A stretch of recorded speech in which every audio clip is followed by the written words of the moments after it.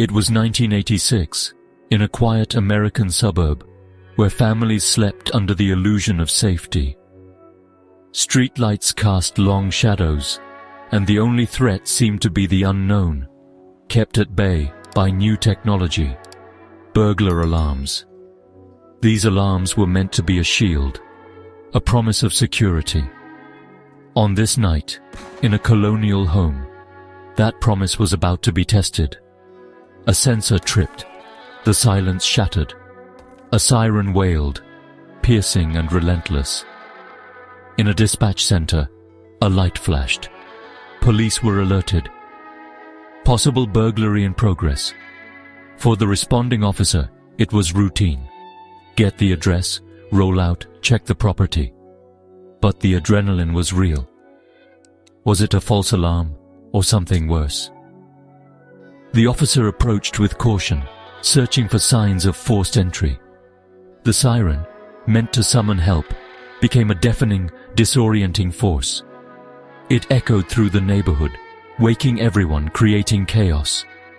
Inside, a family woke not to an intruder, but to their own fortress crying wolf. The officer arrived, red and blue lights flashing, the siren still screaming. In that cacophony, thinking was hard, hearing impossible. The world shrank to the visceral experience of overwhelming sound. The stage was set for a night that would change everything. The promise of safety was about to be put to the ultimate test. The officer stepped from his car, the alarm's roar vibrating in his bones. He couldn't hear anything else. Not a voice, not a partner, not even his own commands. Alarms were designed to be brutally loud, to scare off intruders. But the noise created total sensory overload. The officer was effectively deaf, forced to rely only on sight in the darkness. Inside, Michael, the homeowner, jolted awake, panic rising with the siren's volume. He fumbled for the keypad. Wrong code, again and again. The alarm wouldn't stop. Was there an intruder?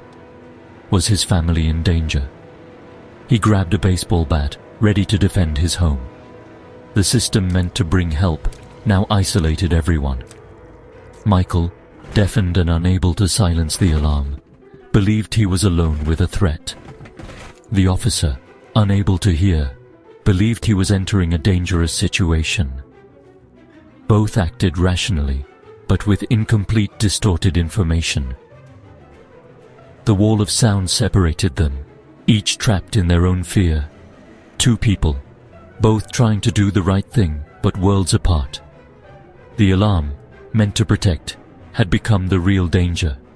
The night's confusion was only beginning. The consequences would be irreversible. The officer found an unlocked back door, a breach confirming his fears.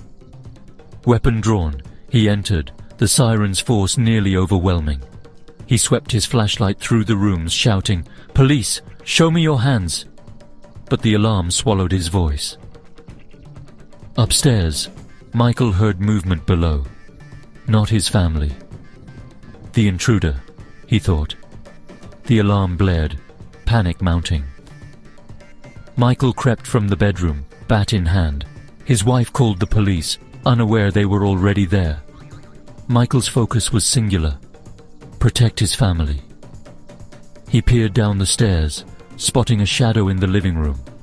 A figure, a glint of metal. To Michael, it was the burglar. Every instinct screamed to act now.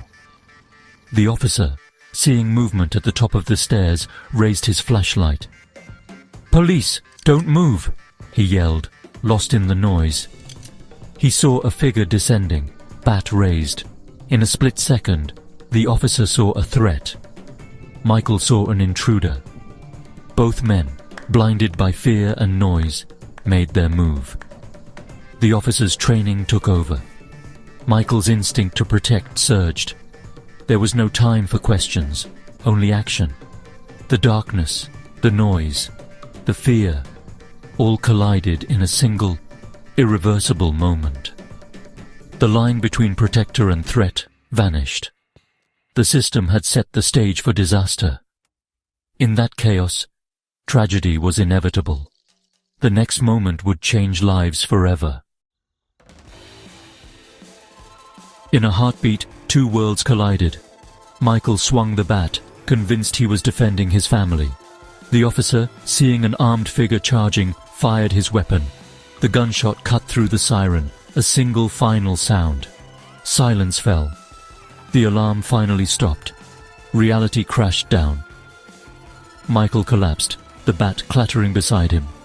The officer saw pajamas, not a criminal. Michael's wife screamed, the phone falling from her hand. The scene shifted from tactical to tragic. The protector was mistaken for the predator. The officer called for help, voice shaking, but it was too late. Michael died in his own home, trying to protect his family. The system meant to keep him safe had failed. Flashing lights outside became witnesses to a nightmare. Paramedics and officers arrived to a scene of grief and confusion. The officer, in shock, struggled to process the catastrophe. He had followed his training, but the result was irreversible loss. The system had failed everyone that night. News of the shooting spread like wildfire. This wasn't supposed to happen here.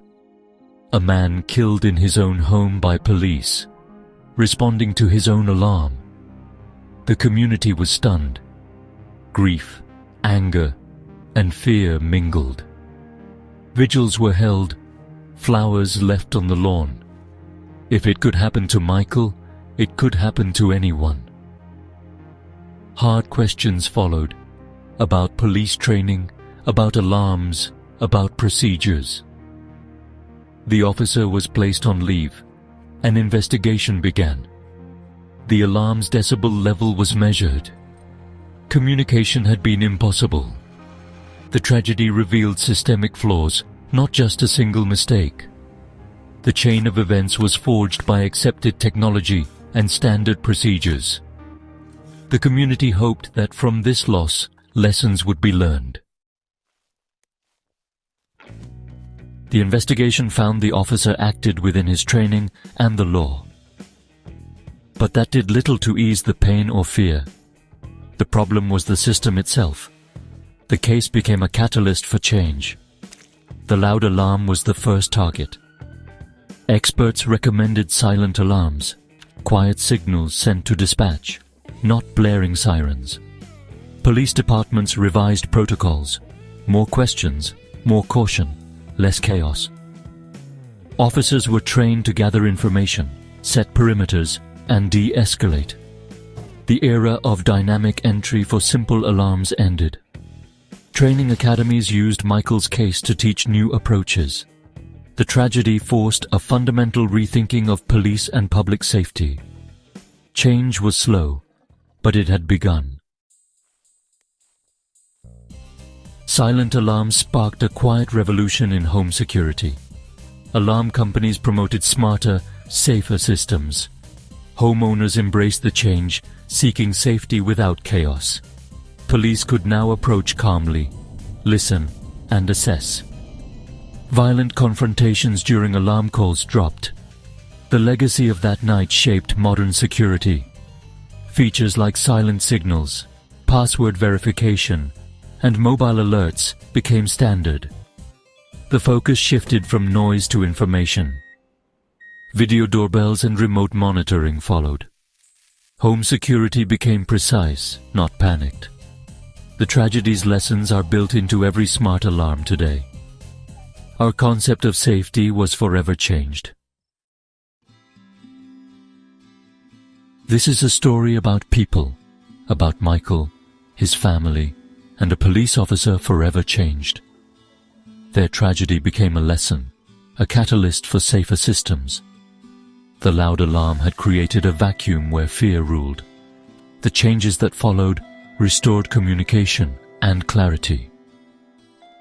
Today, our peace of mind comes from smarter systems, not louder ones.